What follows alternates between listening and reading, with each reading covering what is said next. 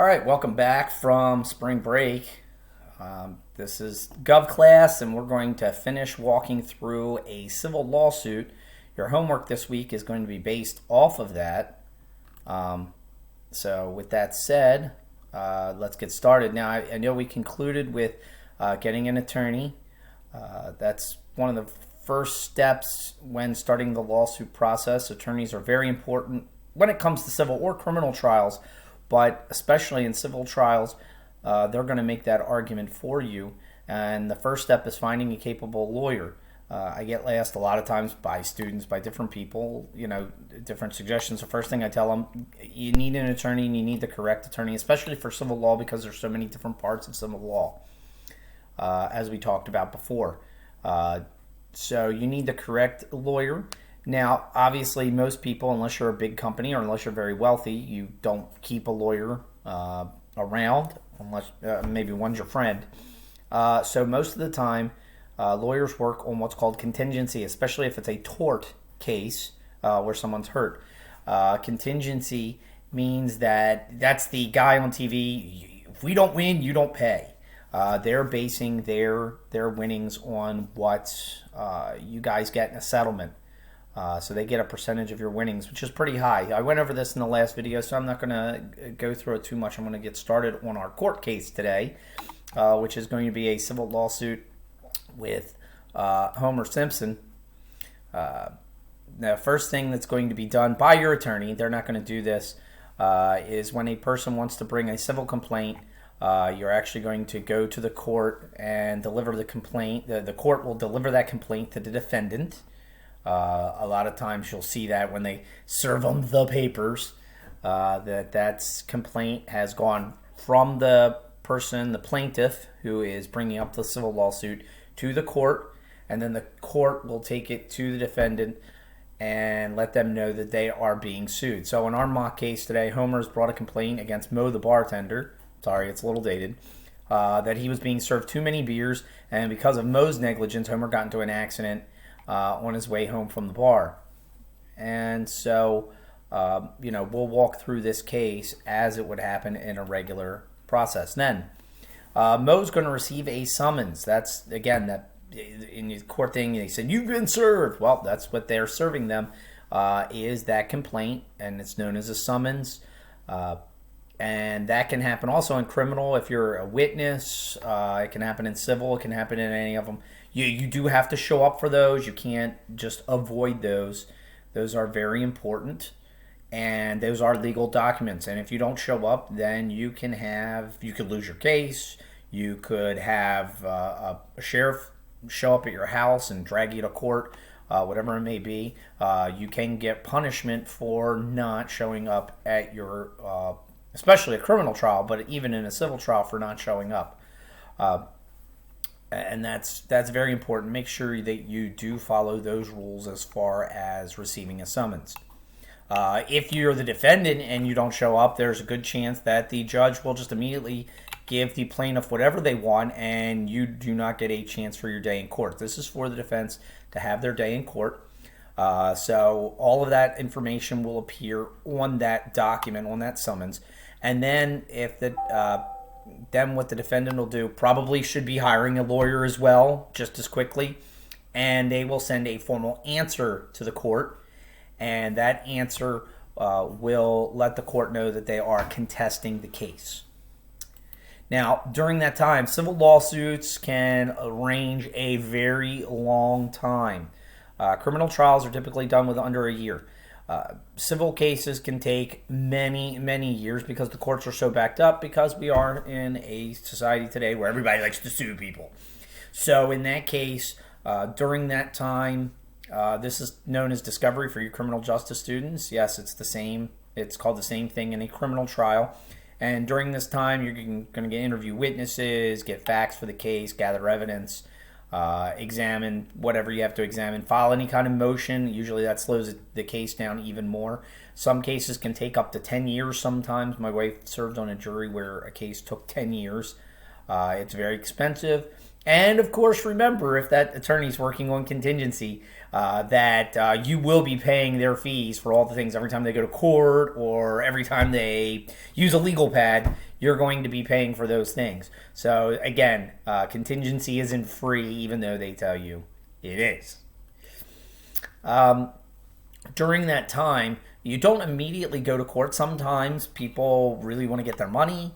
Sometimes, especially businesses, want to settle things out of court. That can happen at any time, and we'll talk about that.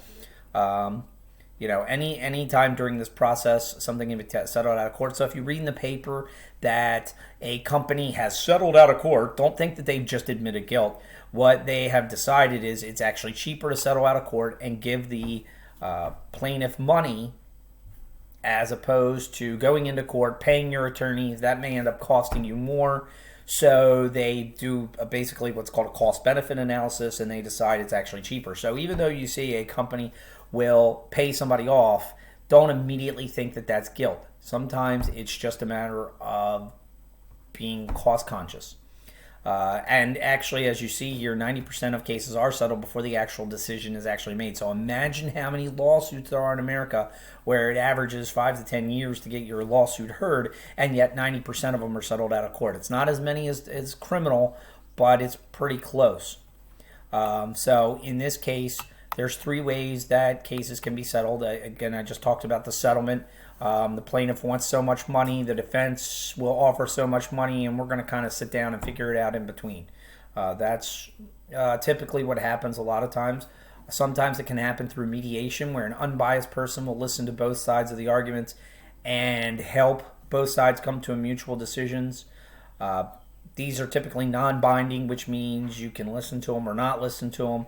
It usually helps the attorneys to recognize maybe where jurors will ultimately decide and maybe help the settlement along. The final way is through arbitration. For any of your sports fans, you've heard of arbitration. That's where one side offers one amount of money, the other side offers the other amount of money. And again, an arbitrator, an independent person, will listen to the evidence and make the decision on who's right. And this one, typically it is binding. You can have non-binding arbitration. Again, that's like mediation. But binding means it's that way. So in that case, you're going to follow what the arbitrator says as opposed to a jury. At times, attorneys will go down this road as opposed to the trial because people want their money quicker. It's a little bit more expedient to do it this way as opposed to going through all of the idea of a civil trial. All right, so let's get back to our Homer versus Moe case.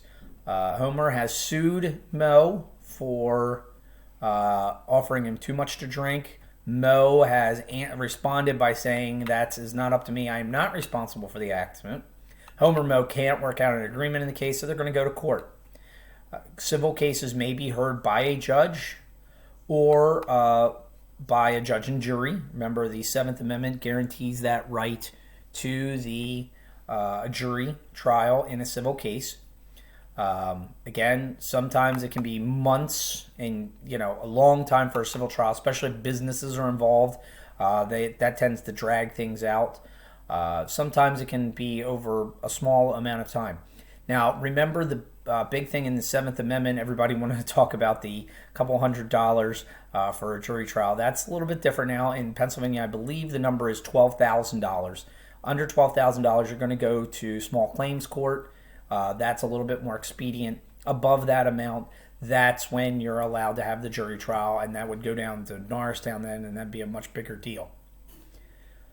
Some of the other differences in between criminal and civil cases, the jury is not unanimous, does not have to be beyond a reasonable doubt. Basically, the 12 jurors are going to sit in a room after listening to the case and decide who had the better argument.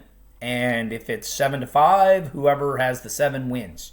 So the juries are a lot different. It's not beyond a reasonable doubt. They just think whoever makes the better argument is the winner. It seems a little bit more casual than a criminal trial, and it is because, again, it's only a monetary result and not time of people being incarcerated or punished. So it is a little bit easier on jurors if you're in a civil lawsuit. Finally, once the decision is made, the judge may listen to jury recommendations or may adjust that final decision based on the law according to what they believe is correct. The judge may award damages at the plaintiff's request as well.